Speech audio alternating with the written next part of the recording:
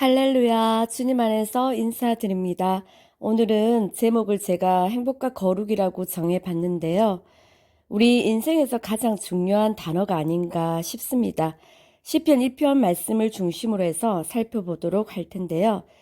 우리는 사람이라면 누구나 행복하게 살고 싶어 하고 또 하나님의 자녀라면 대부분 거룩에 대한 이 부담감과 또 거룩하게 살지 못하는 이 죄책감이 마음에 항상 짐처럼 남아 있어서 괴롭다는 그런 감정을 안고 살아가곤 합니다.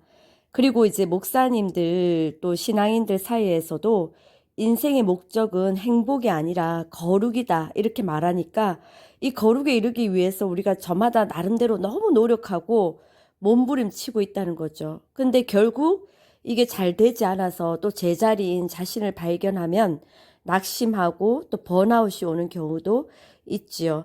그 번아웃의 결과로 또 자신을 또 부끄러워하고 또 자신을 또 숨기고 싶어 하는 그런 마음이 생기게 되어서 또 세상과 단절하여 또 혼자 숨어 살아가는 경우도 있게 됩니다. 정말 우리의 인생의 목적이 행복이 아니라 거룩일까요? 저는 물론 이 말을 부정하는 것은 아닙니다. 사실 이 거룩과 행복은 뗄래야 뗄 수 없는 그런 불가분의 관계니까요. 결국 우리가 이제 거룩해지면 행복을 더 느끼게 되고 또 행복하게 되기 때문에 이 말이 틀린 말은 아닙니다. 그러나 이 말을 제가 완전히 동의할 수는 없는 것 같아요. 왜냐하면 사람은 일단 먼저 복 있는 사람, 즉 행복을 누릴 수 있어야 거룩할 수 있기 때문입니다.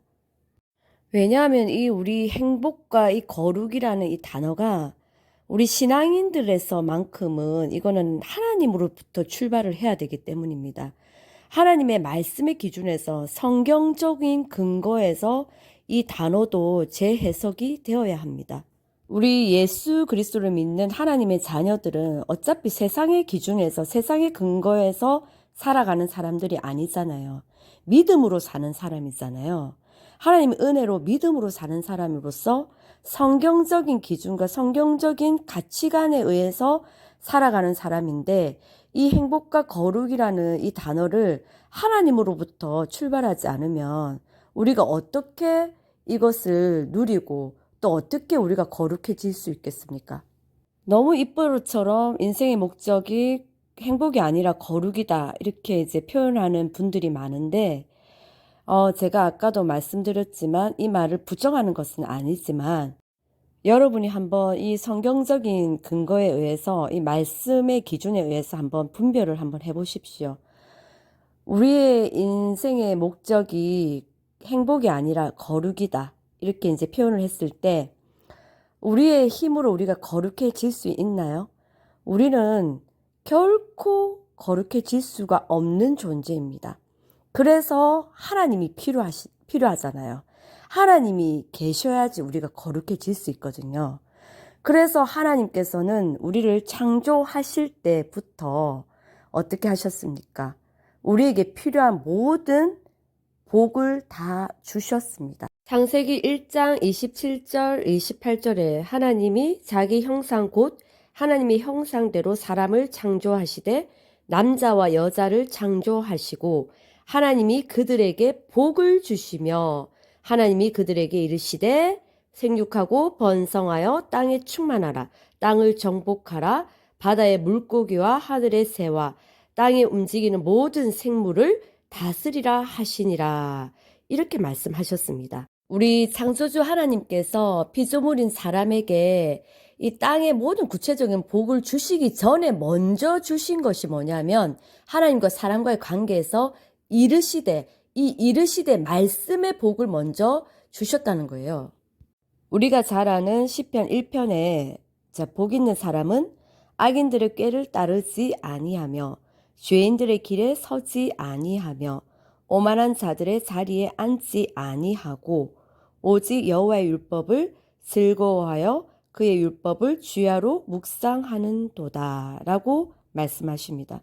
그래서 복 있는 사람은 결국 오직 여호와의 율법 그 말씀을 즐거워하여 그 말씀을 주야로 묵상, 읊조리고 선포하는 자다라고 말씀하시는 거죠. 여기서 복 있는 사람은 이게 아시레이, 히브리어로 아시레이로 행복한 자라는 의미와 가깝다고 합니다. 이 행복의 근거는 바로 하나님의 말씀을 즐거워하고 묵상하는 삶에 있다는 것이죠.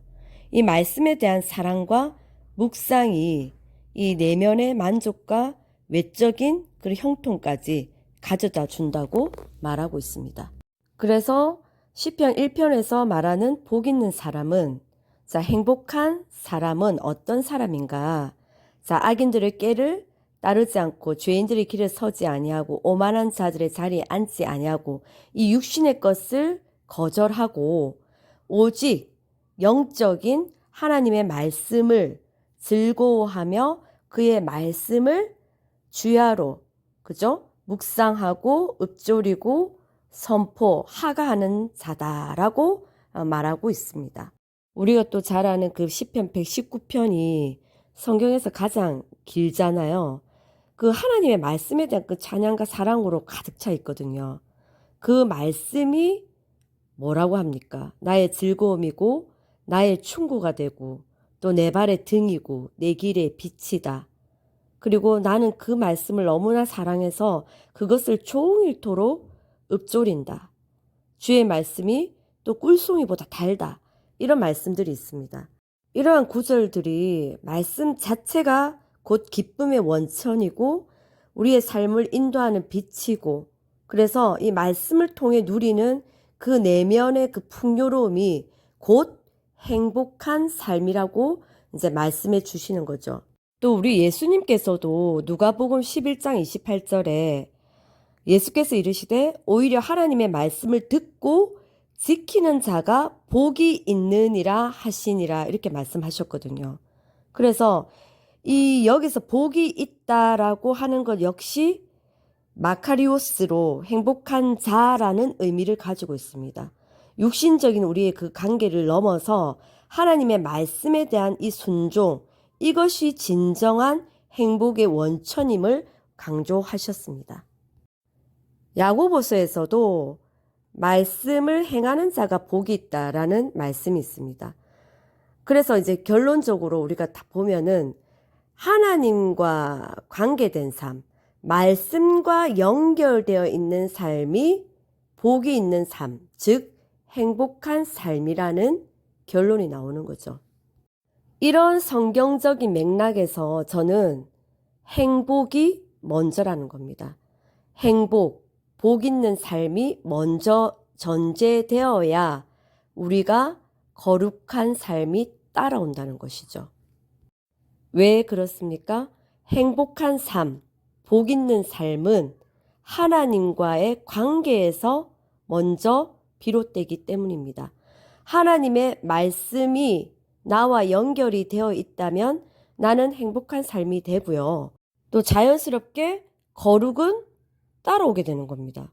내가 막 거룩해져야지 그 부담감을 가지고 막 노력하고 애써가지고 내 힘으로 막 안 되면 또 화가 나고 죄책감이 들고 자신감이 떨어지고 또 쥐구멍이라도 숨고 싶고 이런 마음을 들게 하는 거룩이 아니라 하나님 말씀과 연결되어 있기 때문에 행복해지면서 거룩은 자연스럽게 따라온다는 거죠. 디모데전서 4장 5절에도 뭐라고 되어 있어요? 말씀과 기도로 거룩해진다고 되어 있잖아요. 이런 의미에서 행복과 거룩은 결국 말씀이죠. 말씀으로 된다는 겁니다. 제가 또 이제 기도에 대해서도 다음 기회에 나눌 텐데요. 우리가 기도도 사실 하나님의 뜻대로 하는 게 기도잖아요. 하나님 뜻이 무엇입니까? 하나님의 말씀이잖아요. 그래서 우리가 이 말씀 자체가 우리에게 복 있는 삶이고 행복한 삶이고 이 하나님의 말씀과 연결되어져 있으니까 또 자연스럽게 거룩해지고 이 거룩해지는 삶이 곧 성화의 삶이 되겠죠. 하나님께서는 정말 우리를 너무나 사랑하시고 배려하시는 것 같아요. 우리의 수준을 또 너무나 잘 알고 계십니다. 그래서 우리 보고 먼저 거룩해져라 이렇게 말씀하신 적이 없어요. 우리에게 모든 것을 주시고 나서 거룩하라고 얘기하시는 겁니다. 그게 가능하기 때문이에요. 왜? 우리에게 거룩할 수 있는 조건을 다 예비하시고 또 준비해 주시고 또 우리에게 이미 다 주셨기 때문에 우리는 거룩할 수 있다라는 거예요. 우리 창조주 하나님께서는 우리 사람보다 더 복을 좋아하십니다. 우리가 더 행복하기를 원하십니다. 그것은 하나님과 연결되어 있는 삶. 하나님의 말씀과 연결되어 있으면 두 마리 토끼를 다 잡아요. 행복할 수 있고 거룩할 수 있습니다. 이미 내 안에 예수 그리스도가 살고 계시고 그 예수 그리스도가 하나님의 모든 말씀을 다 이루셨기 때문에 그 이루신 예수 그리스도를 믿고 그 예수 그리스도의 말씀을 선포하면서 살면은 우리는 행복하고 거룩해지는 것입니다. 그래서 저는 이 말씀이 곧 행복이고 거룩이다라고 말씀드리고 싶습니다. 정말 말씀만이 영원한 진리이며 길이며 생명이기 때문입니다. 이 말씀을 우리가 날마다 순간마다 입으로 고백하고 선포하고 또 묵상하는 삶으로 더욱 행복하고 거룩한 삶이 되기를 예수 그리스도 이름으로 축복합니다. 할렐루야.